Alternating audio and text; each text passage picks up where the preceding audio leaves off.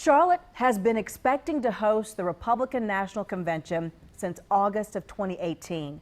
But now it seems the city has some new competition. Other states and cities are saying they might want to host the event after the president has demanded the governor guarantee that visitors could come and have full attendance for the RNC. Well, this morning, the mayor of Jacksonville tweeted that his city has already hosted the first pro-live sporting event during the pandemic. That was a UFC fight. There were no fans there, though. The convention could be held in the same venue, he said.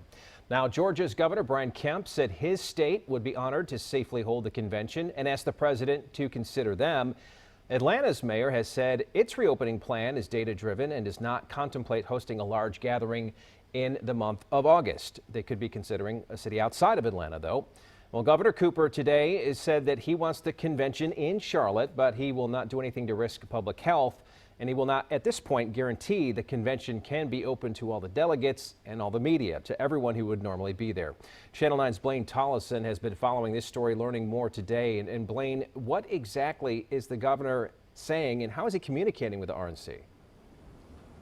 The governor said that the virus will still be with us in August, and he says that they have asked the RNC committee for a written plan of how they will have the convention here in Charlotte with health and safety related to COVID-19 in mind. They've been communicating much of that through DHHS. And during today's briefing on the coronavirus, the latest numbers and stressing continued precautions during phase 2, the governor was asked about the RNC and his reaction to the president's tweets.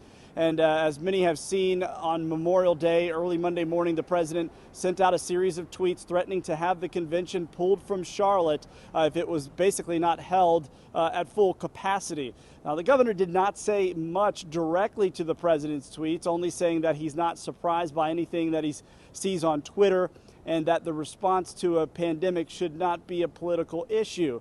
And he is standing firm publicly on the issue of health and safety. The governor says the state has already again asked the RNC committee for various options to have the convention from a very limited convention on up. And we look forward to the back and forth on that. We'd like to reach a resolution that everybody can be reasonable about, that puts public health, safety, the science, and the facts as the number one thing we're trying to do here. And this has been communicated from the governor himself and DHHS, the secretary, Dr. Mandy Cohen. I do want to highlight my colleague Joe Bruno is in the city council meeting here in Charlotte right now, and he tells me there is a heated debate about the RNC going on there as we speak.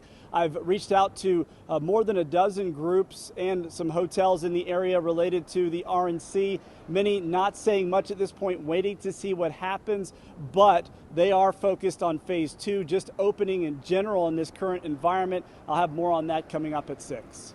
Yeah, so many what ifs and so many question marks about what situation will be like in August in Charlotte. Blaine, thanks. And as you mentioned, Joe, inside the city council meeting that's happening right now. And again, they are talking about the convention. We are monitoring that meeting, and if anything major comes out of there, Joe will let us know.